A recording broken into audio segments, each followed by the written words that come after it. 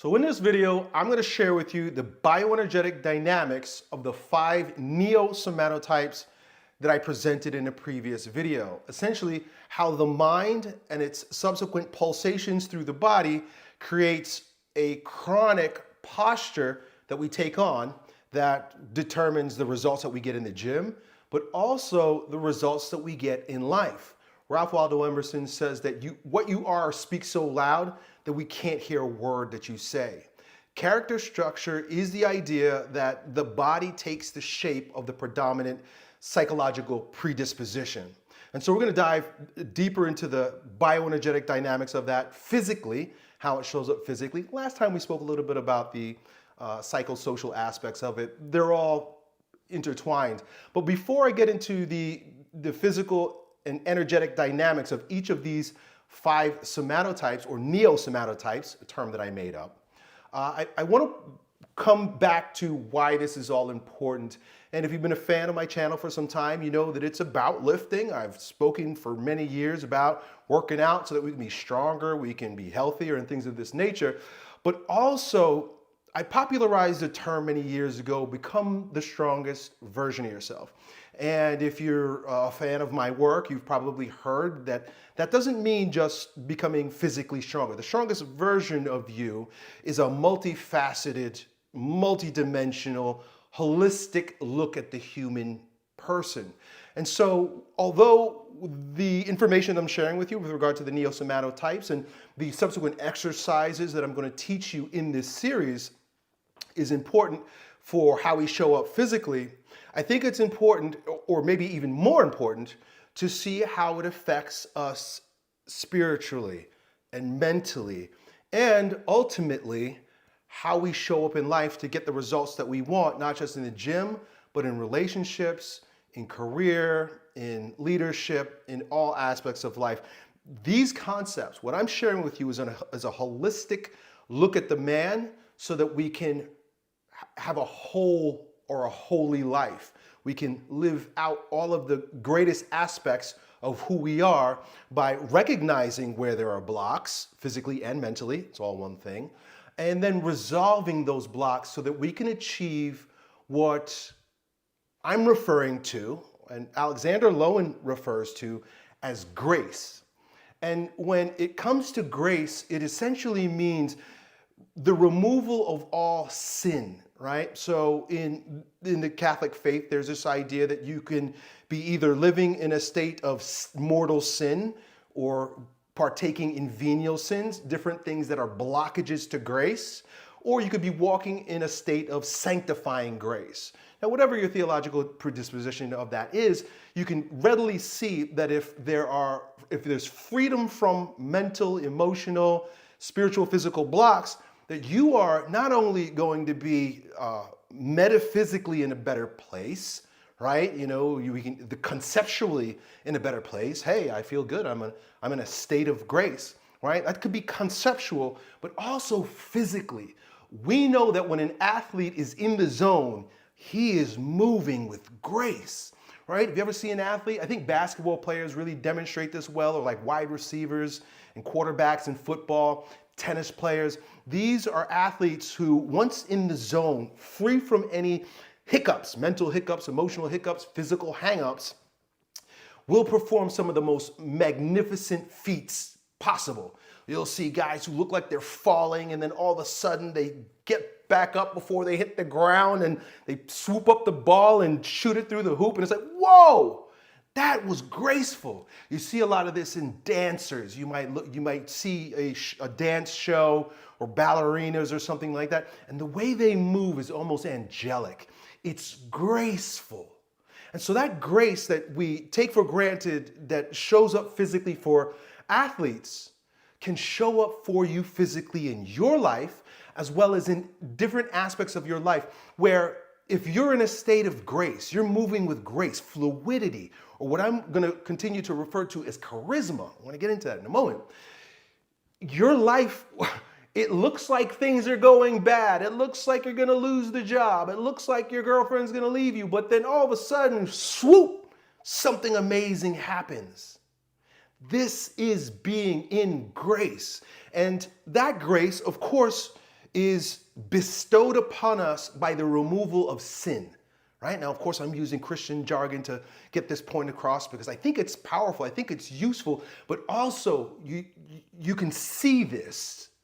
Sin meaning missing the mark, being slightly off kilter, being slightly off, or even like mortal sin, meaning like you're way off course, can be seen in the way a person presents and is the way they're speaking, the way they interact with others, the good fortune that they have in their business or with girls, right?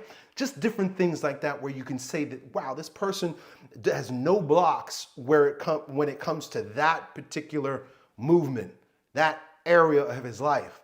What if we could have that in all areas of our life by removing the physical, the emotional, and the mental sin that keeps us in the darkness or keeps us stuck and less than the strongest version of ourselves? That's what this is all about. And, you know, I have a tendency to just talk about a lot of different things in one video at a time. I'm going to do that here for a moment, but I will circle back because I think it's super important to really have a concrete concept for what that means when you're walking with God. You're walking in a state of grace. And the way it shows up, and I think the language that is most, I want to say secularized, but it comes from a Christian tradition, is the idea of charisma. Charisma. Who doesn't want charisma? Right? A charismatic person is a person who, when they get up on the stage and they're presenting their ideas, it's like they're just dynamic and they're moving the crowd.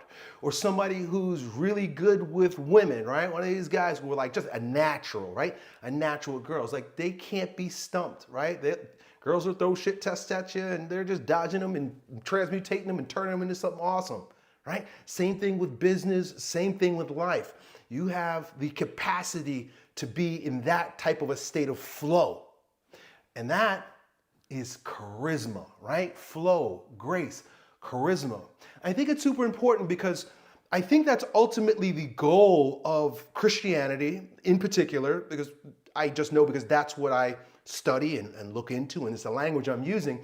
But I'm not so sure that it's not the case for different realms of philosophy and religion. I think ultimately the real goal here of what I'm trying to achieve by sharing this with you or to point to is wrapped up so beautifully in the incarnation of Jesus Christ. Follow me, which is very timely given that Christmas was yesterday. I'm going to quote St. Athanasius, who is a 4th century apostle, when he says that God became man. Think about that. All that God is, all that's possible in the realm of abundance. God is fully abundant, full of himself. God became man, right? In Christ. That's the story Christians believe, right? Through a virgin. But why? So that man can become God. The Orthodox call it divinization. God became man so that man can become God. And we could dive into that, but I want to read quickly from the Catechism of the Catholic Church to sort of unpack that, because this is a biblical idea. It is also a very concrete and a real idea. Why would God incarnate himself as a man? To show man what an incarnated God looks like. And it is not I who live, but Christ who lives in me and you. And so to be the fully orgastic man, according to Wilhelm Reich, to be the fully integrated man, according to Carl Jung, to be a man in a state of grace, that's in us, that's possible for us. And we're going to talk about the dynamics of it. So listen, briefly, I'll read a little bit today from different things, but here, someone asked about the charismatic graces. So there are particular graces, there are particular gifts that are graces that come from God when we get out of the way. I'm going to talk about that in a moment, but first, the Word became flesh so that we may become partakers in the divine nature, partakers in the divine nature. For something to be divine means that it's above the heaviness of the third dimension. It is above fourth, fifth, sixth, 12th dimension, right? It is higher, it's lighter, it's spirit. We can partake in the abundance of God through divinization, which is possible by removing sin and walking in grace. Goes on. So this is the Catechism 460 for those who follow. For this is why the Word became man, and the Son of God became the Son of Man, so that man, by entering into communion with the Word, and thus receiving divine sonship, might become a son of God. That's what we are meant to be, except sin gets in the way. For the Son of God became man so that man may become God. The only begotten Son of God, wanting to make us sharer in his divinity, assumed our nature so that he made man, might make gods. Lowercase g. This is straight out of the tradition of the church. Elliott, this is not from the book of Hulse. This is not me making stuff up. We are meant to be partakers in the divine nature and become lowercase g God. We are made in the likeness and image of God. But the fall, right? And I tend to think of the fall sometimes, not just, we say Adam fell from grace, but what that also looks like physically is falling into the third dimension, the world that we live in, the sensual world that we live in. Above the sensual world is the imaginative world. I think that's sort of where the kingdom is, above. The kingdom, or the Garden of Eden, where Adam was walking with God. Amazing stuff. Regardless of your religious or theological bent, you can't ignore the compelling thoughts, the compelling idea that is presented to us in the traditions of the faith. So when we're walking in grace and we have this charisma, remember the word charisma comes from the word charism, which means gift. So when we're walking in the gifts, the church has noticed, and this is biblical because it comes straight from 1 Corinthians, I'll even read from there, that we will present certain specific gifts in our life if the bioenergetic dynamics, which means being as pure as we possibly could be, being the pure reflection or image of God in our life, right? We can get as close as we can get, but of course, we'll never be that. We'll never be perfect. I mean, we are here, you and I carry many generations of sin in our being. So we're working with what we've got, and we want to get as close as we possibly can. And I know that there's some controversy over whether or not the children bear the sins of the parents, but you don't have to look at it in a superstitious way. You look at it simply as, well, my mom was kind of a schizoid. And so I adopted that way of thinking, that way of being, even my DNA, even the way I look, right? And that can be worked on.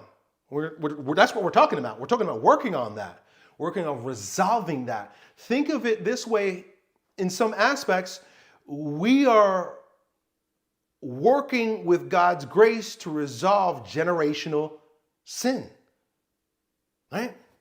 Mind-blowing stuff.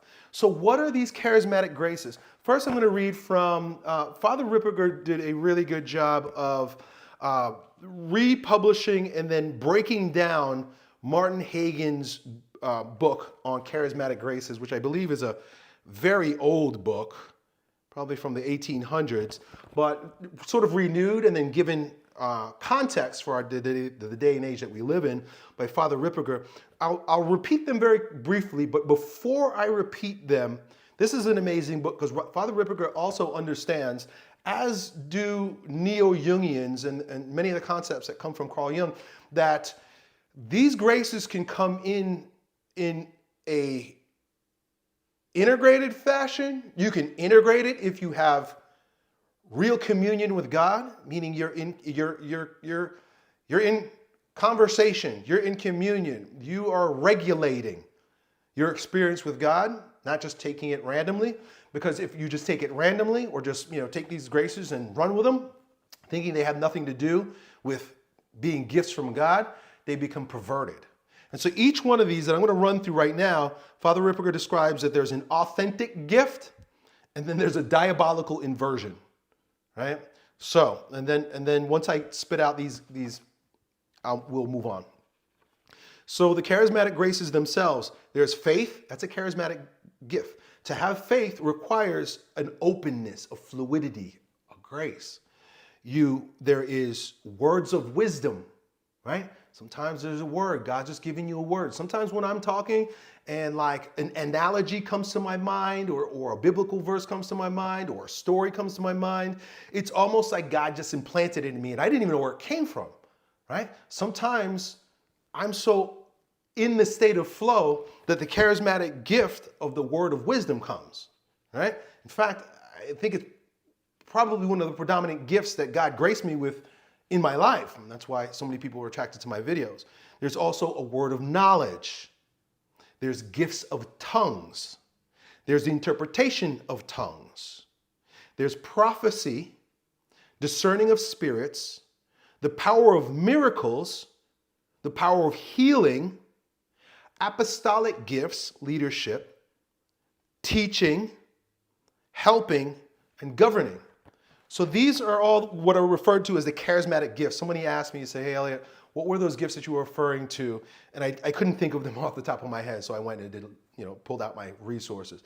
Those are charismatic gifts. Now imagine someone who God has given the raw form of one of those gifts to be elevated, to be divinized. That person, will be worked on, first of all. God will work on you if you're not using those gifts in the way he intended you to use them. I for one, have had that experience.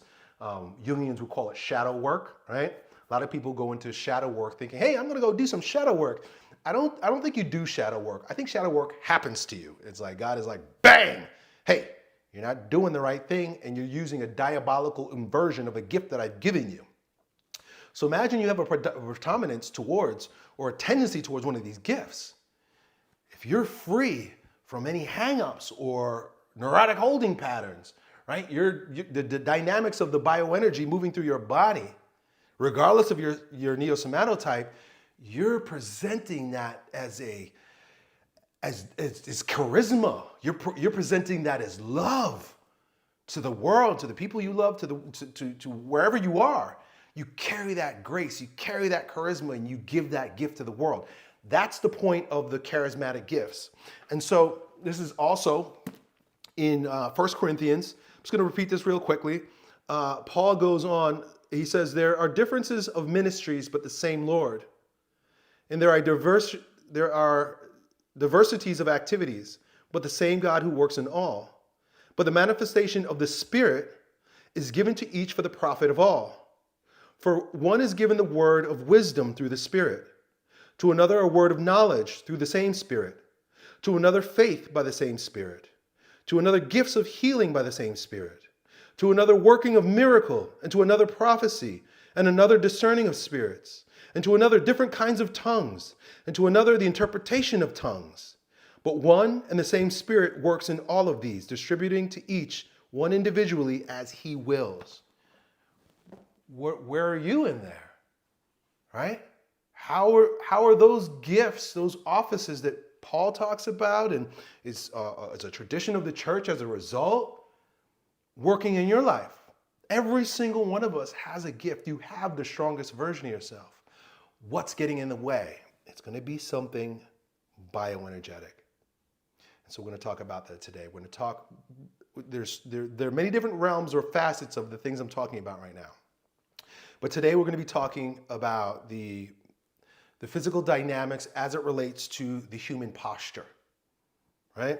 Head, arms, legs, genitals, right? And those are the 5 points that you see here in these stars that we're going to talk about here.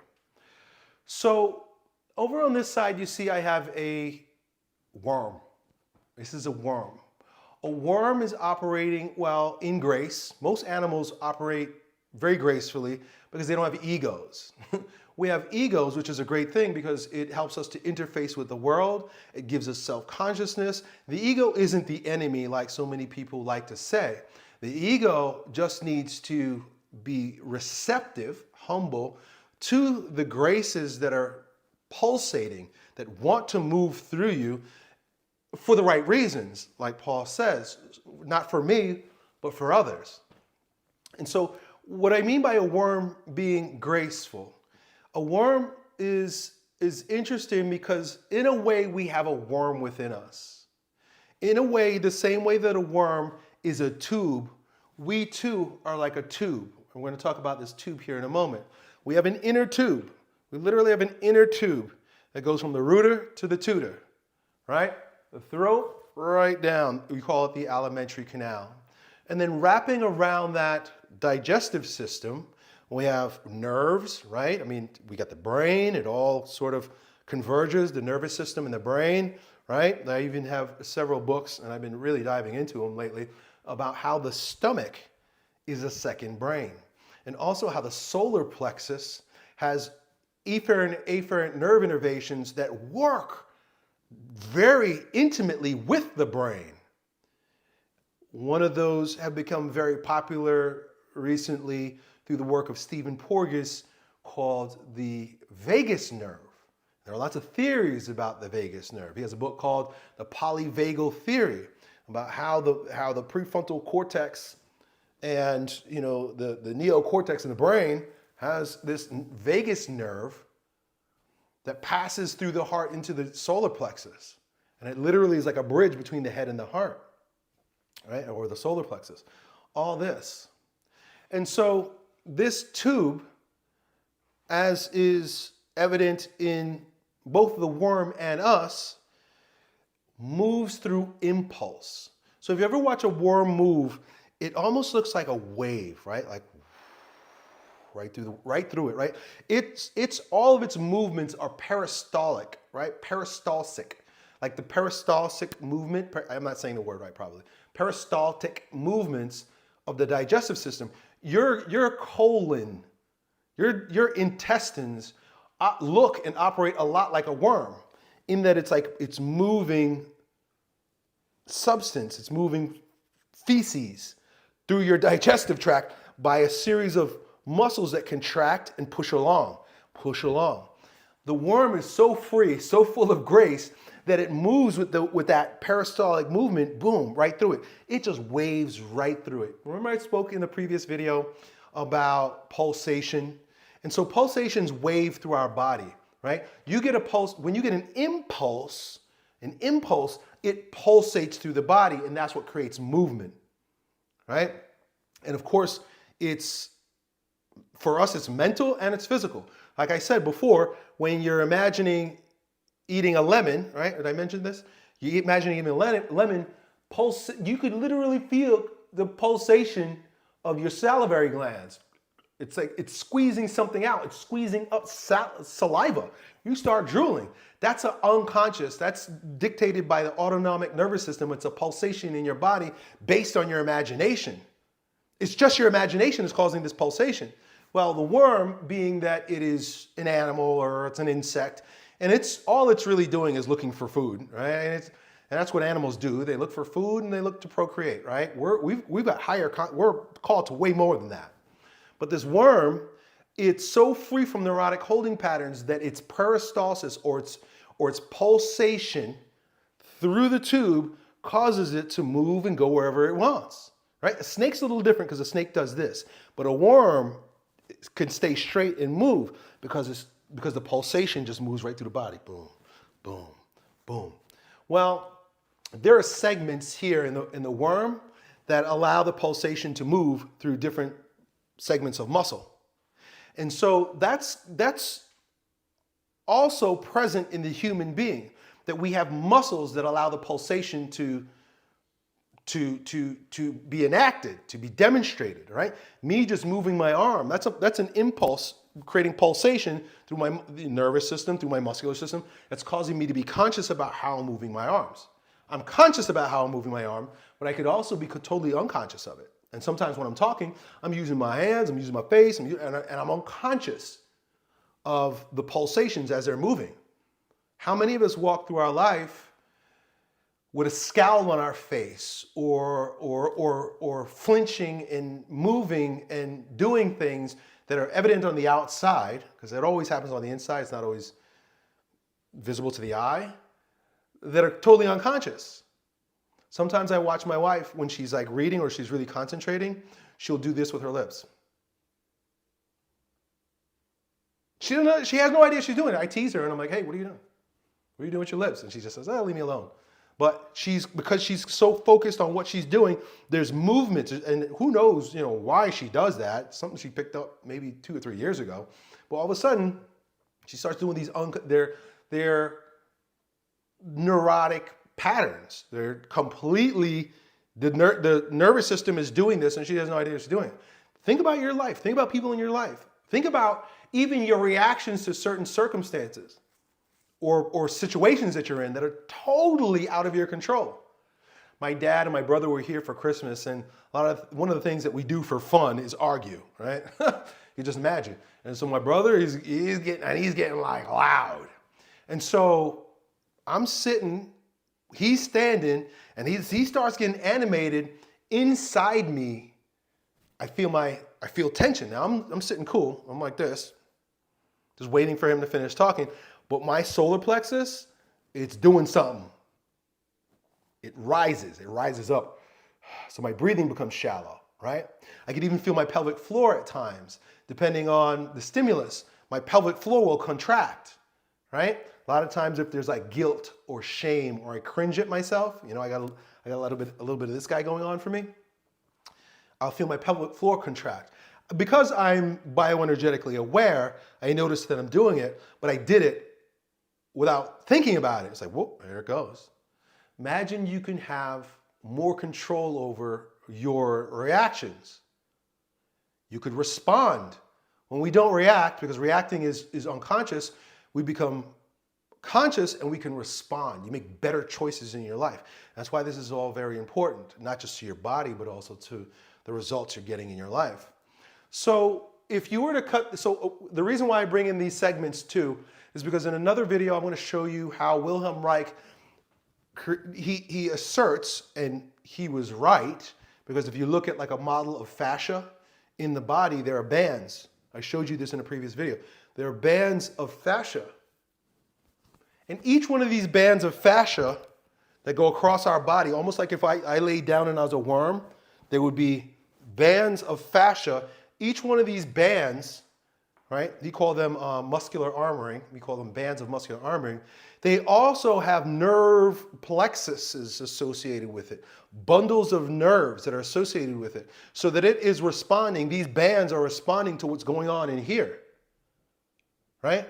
And so what's going on in here when my brother's talking real loud and we're arguing is this band of tension, my solar plexus, it starts freaking out and doing something different, right? I was fully aware, but it was happening without my choice. I didn't choose to do that, but I'm paying attention to it so that it doesn't rule me.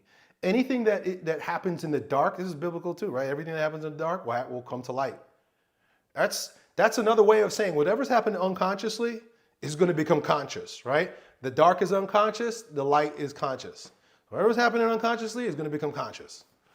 So we have to be aware that in the free-flowing, graceful movement of a worm, you're going to get a nice fluid pulsation right from the head to the tail. With a neurotic human being, as most of us are, they're going to be, just imagine this worm had imagine right here, he had like a little extra tension. He's not going to go straight and he's not going to go smooth. He's going to move in a weird way. He's going to be a little herky-jerky. Imagine he had another one like over here, right? The movement is just not moving fluidly through the system. Imagine, and wherever there's tension, there's lax. So imagine this worm had tension here and tension here. He's gonna be ballooning here, right? It's gonna be a stuckness here. I mean, you could kiss goodbye to the worm. He's not going to live his best life. Now, of course, we can get through life because we have survival strategies. But this worm, he ain't going to make it. He doesn't have a neocortex. He's going to suffer.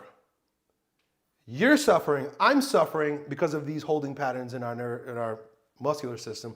But we're completely unconscious of it, and we get results in life, and we wonder why. Why do I keep getting these same results in my life? I know I've looked at my life, and there are certain things that I'm like, why does this keep showing up? Why does this keep showing up? Because who I'm physically being, Ralph Waldo Emerson, is so loud that it doesn't matter what I say. It doesn't matter what I say. It doesn't matter what I want. It doesn't matter. You don't get what you want. You get what you are. And if you are held up over here for whatever it's worth in the worm, in you, you're going to be stuck. You're going to be stuck. And you're going to keep, you get the results. Life is a mirror. And so if you keep showing up with these patterns of holding that are psychosomatic, right, bioenergetic, you're going to keep getting, the mirror is going to keep showing you something that maybe you don't like. And then you ask yourself, how do I change it? Right? Well, that's the point of these things that we're talking about here. I'm going to propose to you and show you how to change that. You can change. Change your body, change your mind. Change your mind, change your life. Change your breathing, change your body. Change your body, change your mind. Change your life. Change the pulsation, how it's moving through your body. By changing your body, you feel different. Think about when you ate too much food. You stuck now your pelvic floor and your diaphragm.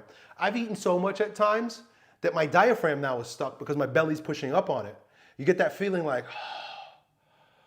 heavy, right? You can't even breathe deep, right? Too much food in your belly. Ever know somebody like, after Thanksgiving or whatever, eat so much that you're just like, you're not the you that you were an hour before you ate that. You're a different person. That's an acute response. Think about chronic, neurotic holding patterns that keep you stuck. There are some of us that are stuck. All right? We're going to talk about that in a moment, that type of person. They're stuck full. Always feel full. There are those that are stuck empty. Right? Just empty. Right? So, anyway, so if you cut this worm in half, better yet, you cut us in half so we can embody this. We can think about it in terms of a human being. The inner circle here, or the inner dot that you have here, is an impulse, right? That's an impulse. And of course, this is not a scientifically sound diagram. This is not exactly what it looks like. It's not how it works. But it's a really good metaphor. None of this, we're not all stars of David, get my drift. So it's not that this is exactly accurate, but it gives you a sense of what's going on. And so you have an impulse, right? Somebody shouts at you, or like I was talking to my brother, he was shouting. So I had an impulse in my body. That impulse then becomes a feeling. Impulses don't become anything until they reach a feeling center. Your organs, they feel. That's why when you're full, your stomach is full, like you feel full. Why? Because the organ is feeling that, right? Even the heart, like, if your girlfriend cheated on you or something like that, or like I have a friend whose wife divorced him and it was such a heartbreaking situation, like came out of nowhere, and he literally had a heart attack. He's alive and God bless his soul. But his heart was literally impacted. His organ, his feeling organ of his heart was literally torn in two by what was happening with him and his ex-wife. So the impulse has to move out. And when it moves out, it moves out through the autonomic nervous system. That's where the impulse, so that's the second one here. There's the impulse, it's received by the autonomic nervous system. It may be one thing, right? This is actually maybe one thing, but this represents the impulse, like the thing that happens, right? It's received by the autonomic nervous system. The autonomic nervous system has two branches. It's got the sympathetic and parasympathetic branch. The sympathetic is fight, flight, and freeze, right? Right? You have an impulse and it's like, or, oh, right? Or, let me get out of here, right? So it's anger, it's fear, it's freezing, which is sort of ambivalence, like you don't know what to do. So it's received by the autonomic nervous system, and then once something is felt, it's felt, the impulse is felt, then it proceeds to, I put it in pink because it's essential, it's the central nervous system, but the central nervous system governs the muscular system. Right? Like I said, this is all sort of fuzzy, but this gives you, it's all intertwined, but this gives you an understanding of what happens. The muscular system is governed by the ego, the consciousness. And so Freud would call it the super ego. The part of you that says, I'm not allowed to feel that. I can't do anything about that. I remember when I was like in 9th grade, there was this little punk in my science class who, like, I could have tore him to shreds, but he was just like eating at me one day. Like everything I said, he had something to say back. He used to sit right next to me. And he says something, and I felt the impulse rise. Like I'm getting, my hair on the back of my neck is standing up right now as I'm thinking about it. It rose, and I literally went like this. Like I was gonna smash this bitch. You hear me the way I'm talking about it right now? Like the anger is still there, but it's not, you know. That's totally resolved. I mean, we became friends afterwards. But that was my super ego. That was the central nervous system acting on the impulse, or not acting on the impulse. To act on the impulse sometimes is a sign of a weak ego. You need the ego. You need the ego and the superego. Freud or Jung would refer to it as the self. And he said that the self includes the ego. He didn't separate the two. He said the ego and the superego are the same. They're two ends of the same thing. So the impulse is received, the feeling may be there, and then there's either a conscious or an unconscious movement, which is either to repress the feeling, right? Suppress it, hold it down like I did with my shoulder, right? I almost came over the top with that kid, but I stopped. It reached the level of a superego because my ego defenses they were so weakened at that point that the impulse was strong to nail him, but I held back. And then the surface is that's what's presented to the world. If I were to nail him, that would have been the surface expression of the inner impulse. The impulse to smash him would have surfaced, right? The impulse, the peripheral or the vegetative, the autonomic nervous system, and the central nervous system. The impulses move out. If we're consciously being a worm, we have the impulse to move, to go eat. It's going to move from central to peripheral, right? There's the inner movement, and then the nervous system, and then the muscular system, and then the movement itself, right? And so that's how it happens for us. Hope I'm trying my best here to explain this. I've heard it shared in different ways, but the whole idea is this idea of an inner impulse and then how it moves out, right? This is how we move. And if we move, this is how we move in an acute way, like it would have been an acute nailing of this kid, right? It just would have been an impulse and it would have been a bang and then it would have been over. But let's say that it was my dad and he's constantly provoking me. And I know I can't punch him, superego. So what ends up happening is my shoulders become frozen because like every time he's around, every time he's talking, like I'm like this, right? And so the impulse is there to like punch your father, but it becomes a chronic holding. And then you might find that even when he's not around, you're holding your shoulder, you're like this. You're holding your shoulders, and your neck is up because you're angry, and your shoulders are held up tight like this. You get some of these character structures that are associated with that. Right? I talked about how the meso one is provoked, right? So there's a lot of energy up top, right? He's holding, I'm here, I'm ready. At any moment, I can knock you out. But I've been holding this back for so long, right? And sometimes, that energy, that impulse for the meso one is so strong that he does it. That's why in one of the pseudoscientific forms of this somatotypes in criminology, right? I say pseudo because it's all pseudo, because you can't really nail it. You can't say it's true. That this guy is going to be the criminal. If any one of these are going to be the criminal, it's going to be him anyway. So it is kind of true. But you can't seal somebody's fate because they're built like this. But if someone's going to be the criminal, it's going to be this guy. Because that impulse is strong and it's up top and he's going to reach out. It's aggressive.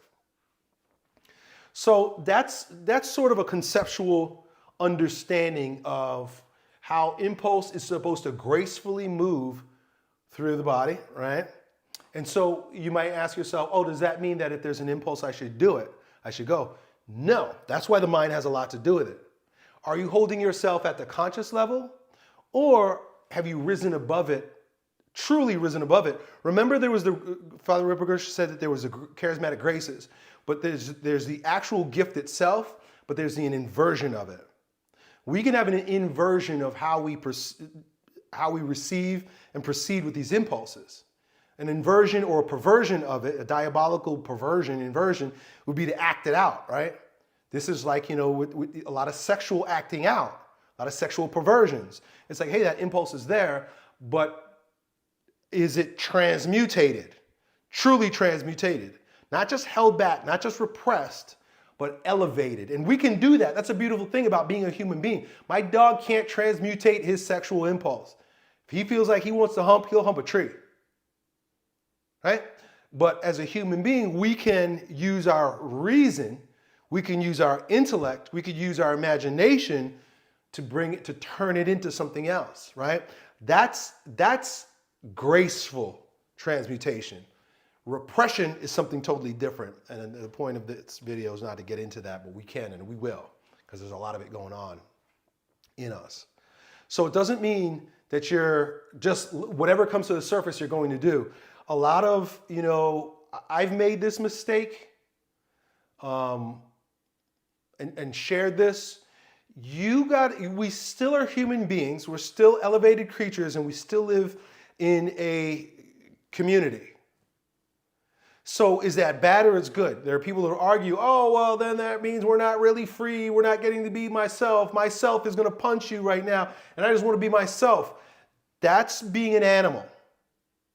As a human being, the reason why religion, spirituality, morals, ethics, these things are important. They're an archetype in the human experience is because we're expected to be more. And we can have the grace to be more. Right? And this gets into the whole inner life stuff, and I'm not going to go there. So, we're 40 minutes in and I haven't even gotten to the energy dynamics, but I hope to do, or the physical dynamics, but I hope to do this justice now. So that's essentially what's happening now. The fully integrated person, Christ, if you will, right? God became man so that man can become God. Someone who's partaking in the divine life, walking in a state of grace. The dynamics would be such that their impulses, and then they reach the consciousness, and then a decision can be made about how he's going to proceed with his head. This is the head, right? What are you going to do? How are you going to let this affect your thoughts? How am I going to allow this impulse to affect my thoughts? Head. What am I going to do with my arms? Am I going to reach out for that thing that I want? Am I going to push away that thing that I don't want, right? I'm going to make a conscious decision. I'm not just acting like an animal, and I'm not repressing this and allowing it to turn perverted on the inside. Because anything that gets cast into the shadow is perverted. That's why it's what happens. It goes to the shadow and then it turns into something ugly. When it's brought to the light of the day and it's dealt with in vulnerability, when I say that, I mean confession. This is why the sacrament of confession is such an important gift that God has given us, right? It's a Christian concept of this sacrament of confession, but it's ever present. Whether you're going to a priest for your confession or you're going to your group, your men's group to confess, whether you're going to a medicine man to confess, you can go straight to God, but then and there's nothing wrong with that. You can confess and you should be speaking with Christ within. I spoke about this with the imaginative prayer. to confess because you get it off your chest, but we got to remember we're relational beings. That's why a lot of people are like, oh, I don't need to confess to no man. Well, you know what? People who don't confess to a man end up confessing to a woman, usually in the form of a psychotherapist that they project all of their sexual needs on. And when I say sexual needs, they're usually mommy needs. Mommy wasn't there for me. So you go to and most psychotherapists today are women. So a lot of men, like, I would encourage you not to go to a psychotherapist that's a woman, because a lot of transference and countertransference can happen in those places, right? Whether it's sexual and with mothers, it's usually, a lot of times it is sexual. So anyway, the point is that one of the ways that we resolve these inner conflicts is through sacramental confession, right? So that it doesn't bottle up, turn perverted, and then turn into something ugly on the surface that you're doing, behind closed doors. And then you feel guilty about it. It's like, it's ugly, it's terrible. This is why Christ says, confess what you confess, or how does he say, what you bind on earth is bind in heaven, what you loose on earth is loose in heaven. Speaking to his apostles when he said that I'm giving you the power to absolve sins through confession, right? He's saying that, the Catholic Church believes that that's an office reserved for those who have been trained for that, right? But then it's just as physiologically helpful, although not sacramental, meaning it's not sacred, it's profaned, right? When you go to a psychotherapist, or what a lot of people do? They just tell everybody else their problems. My wife and I were at a gathering not too long ago, and there's this woman, she was a stranger. I don't know you. She's pouring out all her problems to my wife. She's confessing all these things, and my wife is like, she listens and she's compassionate, but at the same time, it's like, I don't think it's appropriate for you to be sharing this with me, right? Why not have a sacramental, sacred space for that, where it can be resolved? I know I'm going down a rabbit hole with this, but when I was in bioenergetic analysis with Robert Glazier, a lot of the unconscious things that were just trapped down inside me in the shadow came out through bioenergetic catharsis. I was great at shouting and beating things up. It felt so good. It was orgastic, as Wilhelm Reich would describe it, because these are things that, like, I wanted to punch that kid. I stuffed it down, and then it was in there. I have a lot of anger inside. I also have a lot of sadness, I discovered, when I was doing lots of bioenergetic analysis. So, I don't think you're going to get that in the sacramental confession, right? But a lot of it can be resolved spiritually as well. We can deal with these complex issues both physically and metaphysically, and in a way we should do both. It's a part of the reason why when Dr. Glazier died and I got through a traumatic experience of having an abrupt end to my bioenergetic analysis and work with him, I discovered, by the grace of God, the work of Robert Moore. That's when I discovered it, because I was like, what happened to me? What was going on? And one of the things that even bioenergetic analysts or good psychotherapists, because it's not sacred, this is all Carl Jung, Robert Moore was a Jungian, because it's not in a sacred space, a container for growth, those things that rise to the surface are not grounded in reality. And so I started acting out in chaotic ways because there was no container for it. I understand now the term containment, which is a Jungian term, which means when you start delving into the realm of the unconscious, you're doing sacred work, right? I think the church of the future, which I think is evolving. I know that they're in the Catholic Church, for whatever your ideas or your thoughts or your prejudices of the church, it's so multidimensional and dynamic that if you're not stuck on one thing, it opens you up to a world of possibilities for healing that I don't think is present anywhere, particularly because of the sacred aspect of it. But within the Catholic tradition, specifically since Vatican II, there has been the opening up of the truth that is the charismatic renewal in the church. There are charismatic Catholics. There's a Catholic. You could say that you're a traditional Catholic. You could also say you're charismatic, and a lot of them don't blend because there's traditionalists are very heady and they're very rule oriented and like do it like the way it's always been done and don't deviate from the script. Don't change anything, right? Which I think ossifies and creates stagnation, but it also creates a significant amount of grounding that I think we need in this world, and that's why I was attracted to the Latin Mass and Christian dogma. Like I like dogma. Dogma's cool because it's like I ain't gonna make no mistakes because I know the dogma, right? So it's good, but you have to have flow within the structure.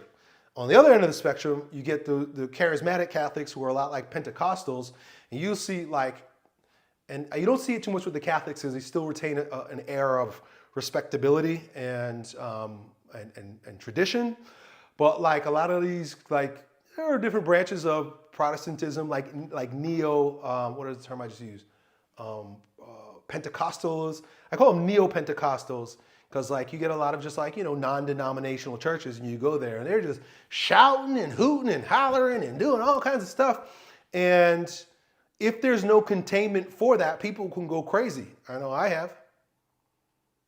Because I didn't understand containment. I didn't understand sacredness until I came back to being Catholic. So, a lot of people they wonder, Elliott, why are you Catholic given all the bad things that are happening in the church? Because you can't throw the baby out with the bathwater. Nowhere else, except maybe the Orthodox, but I only know the Orthodox surface. A lot of parallels, though. Nowhere else is this possible, but in a sacred container. This is my goal. This is my wish to create this.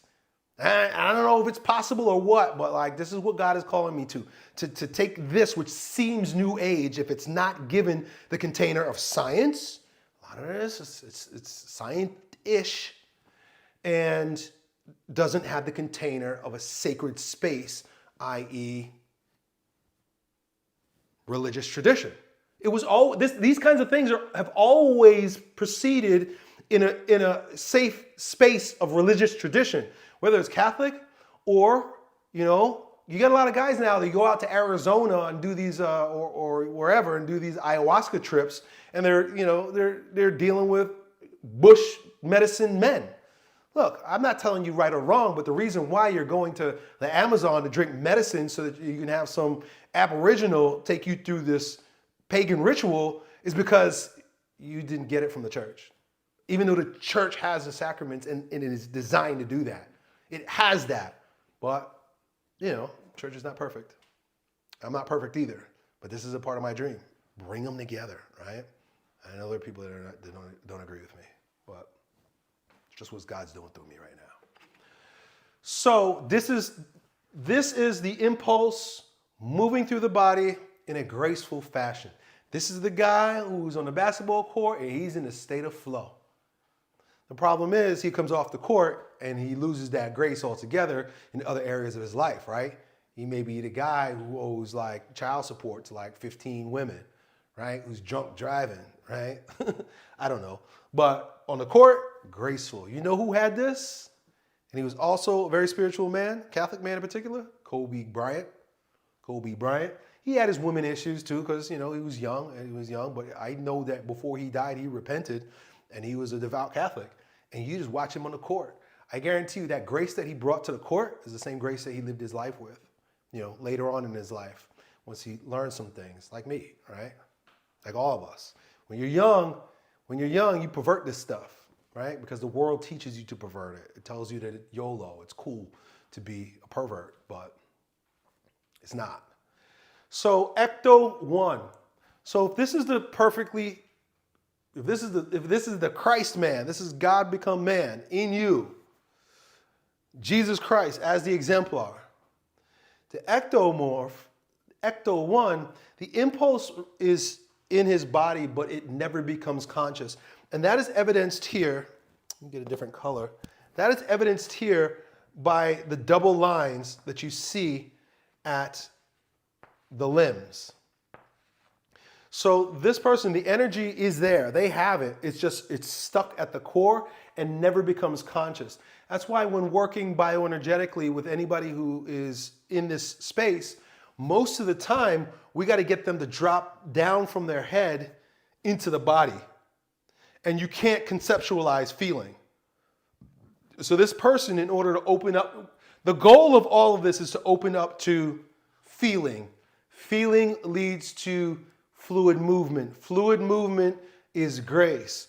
Grace gives the gift of charisma, like I said earlier. So this person, usually this person lacks grace the most because nothing's happening from here down. That's why they call it schizoid, right? I'm calling them ecto 1 because nobody wants to be called a schizoid, but ectomorph 1 lives in their head. Ectomorph 1 sees the body as a thing because all the impulses are trapped inside and they don't feel anything. A lot of people who say they have dissociation, remember this term? I have dissociation. I'm dissociated. You're dissociated because you're living in a dream world. There's a lot of energy up here, but it's just not making its way down here. And the reason why it's not making its way down here is because none of the impulse reaches the surface. And if like I said before, if the impulse doesn't reach the surface, you don't become conscious of it. And so they're living a totally unconscious life. And that's why these guys are oftentimes great dreamers. Great dreamers. Because all of the, energy doesn't, what is it, physics, right? Energy doesn't go anywhere. It doesn't die.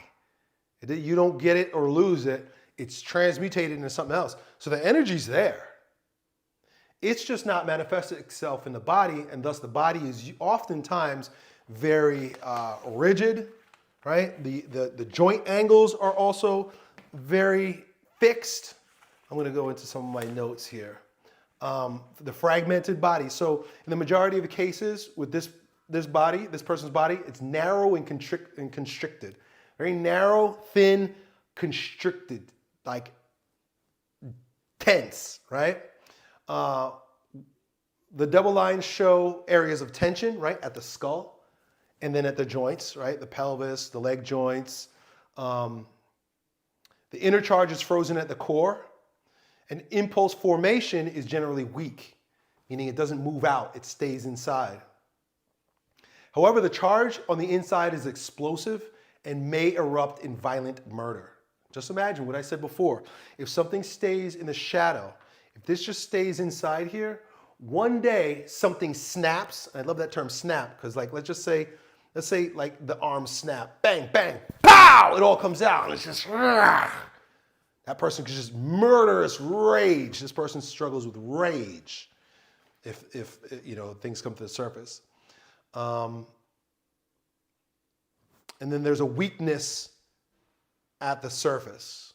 And that's why a lot of them have this is a low charge, this is a low exterior charge. And that's why it's so hard for these guys to build muscle. But one of the gifts that they have is their imagination. They could visualize themselves into something like Arnold Schwarzenegger, and they have no problem beating up their body, like just using their body as a thing. Right? Your body completely becomes a thing. And as a result, regardless of the genetic makeup or the energy dynamics, they can, given the right programming, they can build a really nice looking body.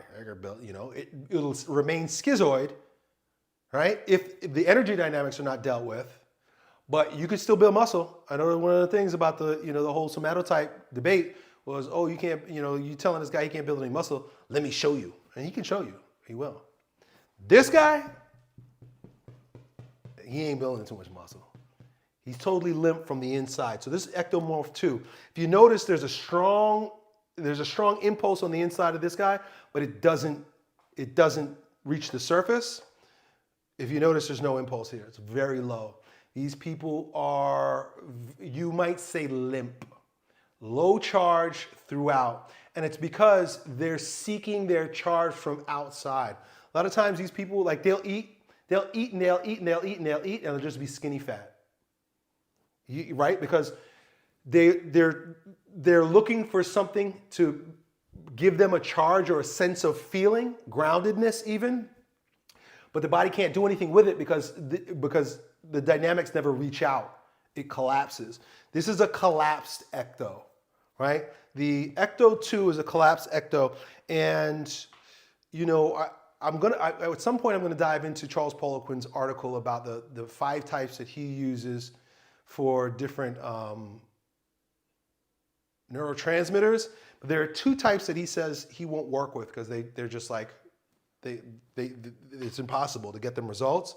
And I think this is one of them. I think these 2 might be it, but I think this is one of them. I don't know if he calls this a metal type or a water type. I don't remember what it is. But this person, low charge inside, right? It doesn't have that dynamic on the inside. So where this one uses his imagination, this one looks outside to get everything it wants. Oftentimes these are like lover boys. A lot of them are very seductive people, very friendly people. Most like pop star musicians, I think of like Justin Bieber, this is where they are, right? With this person, their general inclination is towards collapse and having a low charge with the desire to get something. I need to get something from somebody.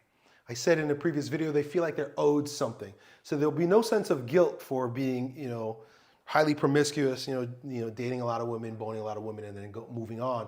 And they don't move on the same way like a psychopath will move on, where they just use you and then move on, right? Psychopath, or even like the Meso 2, like they'll just like, hey, I'm horny, so I'm just gonna blow my load, and then afterwards it's like peace. This one genuinely loves every woman. Like he loves you, he really does. But he can't get it all from you. I'm talking about women now. So he's on to the next one. Not because he's arrogant or he's an asshole. He's just not satisfied. Total dissatisfaction.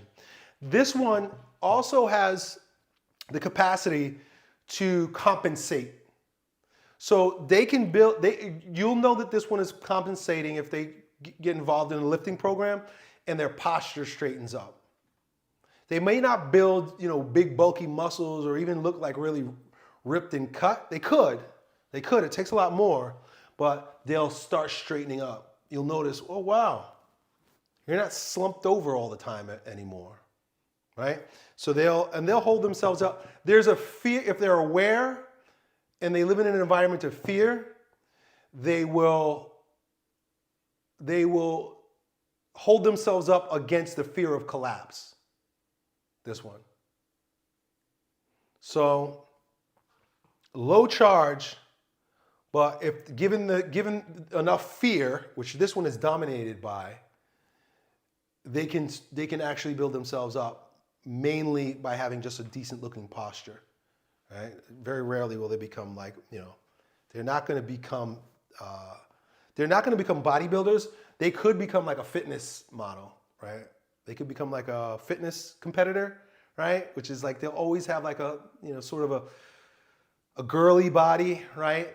Tendency towards skinny fat, long, like slender type muscles.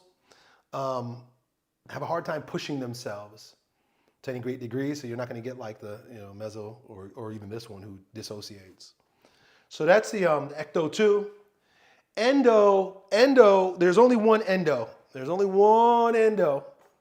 And that endo is an endo. And he's endo because he's endo. He keeps all his energy that is building up on the inside. So what you'll notice here is the impulse, it's moving out. It's absolutely moving out, but then it stopped right on the outside. And that's why this circle is on the outside here. And so the way this one ends up looking is full. They're full, and what will often happen because they're holding back the fullness is a lot of times they'll look like they have short necks, even like short stubby arms and short legs, because everything's pulled in like a turtle. This one is shaped sort of like a turtle. And so the impulse to act is there, but they never let themselves do it. So what ends up happening is a lot of resentment grows on the inside because of the guilt and the shame that was given to them.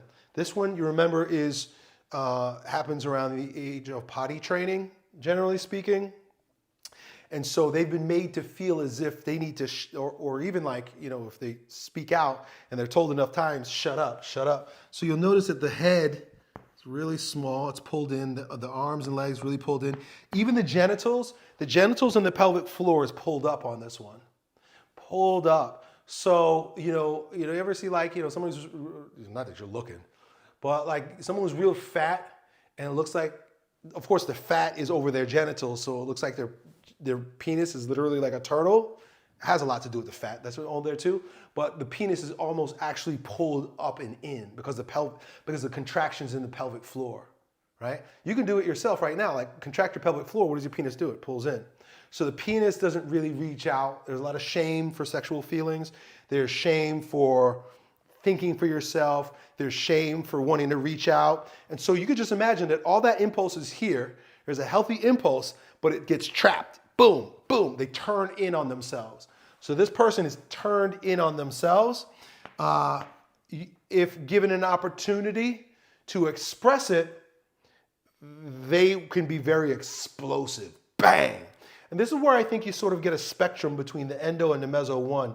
I'm somewhere in between here where a lot of times I'll just pull in. I'm a quote unquote introvert, which I don't know if that's, a lot of times what we call introvert or extrovert is a cope. It's like, no, you're just not giving yourself permission to express yourself right now. And so a lot of times where this person is given an opportunity to this is the fat kid who discovers powerlifting. The fat kid who's always a fat kid who discovers powerlifting is like, wow, I can, there's a picture of my friend, I forget his name. But you ever see pictures of powerlifters who, he's my friend, I don't remember his name. One of those days. Blood is bursting out of their nose. That's this guy, all bottled up, blasting through the head, and they're just powerlifting, right? So all that energy that's on the inside, just doing a heavy squat, they're coming up out of that squat. The energy they get really strong because the energy is, think about a Valsalva maneuver. You're biting down. So what happens? Your body stiffens so it can take quite a beating, right? This person can take a beating, right? Because they're thick. And given an opportunity, say to become an NFL lineman or something, where now I can take this that's been bottled up, and they may still act like an endomorph socially, but given an opportunity, they'll come out. A lot of times, and this is me making this up, meaning I've seen this and I think this is what it is, and I'm most familiar with this because this is a lot of me. A lot of what will happen is things grow in here and the resentment of holding it back begins to pervert. It shows up, it'll leak out or it'll explode out in self-deprecating behavior. They'll go and mess something up, or they'll just make themselves look ugly, make themselves look stupid, just do something that's like, yo, why did you do that? Well, it's because that perverted energy that's been growing in the darkness, when given an opportunity, will come out, but it'll come out in a perverted way, right? So anyway, this person, you already know what the endomorph looks like, right? I don't want to always say short, but compact, thick, round. Mesomorph or meso one, this is a guy that you think you want to be until you see his legs. The energy dynamic is that there's a lot of energy at the core, and it will freely move out through the arms to go get what it wants, to push away what it doesn't want, to express itself, right? He wears his heart on the sleeve, you might say, right? He's out there and you know what's going on, and he's very charismatic, but in an ungrounded way. So there's a lot of charisma here up top. Later on, I'll do a video where I talk about the difference between what's going on up top and what's going on down low. The star is a perfect example of this being the introverted or the feminine or the inner aspect of the individual, the dark aspect of the individual as it goes down here into the genitals and the root system, the legs. This is the extroverted portion of the individual. This is what sees the light of day, the head. So their head, usually very big, usually a lot going on in here. Smart people, but headstrong. cut off. A lot of times you'll see these guys with big heads and big bodies, but small necks, like thin necks. Not always, but cut off. So the body's cut off from the head. So there is a movement out, but it's disjointed from the heart.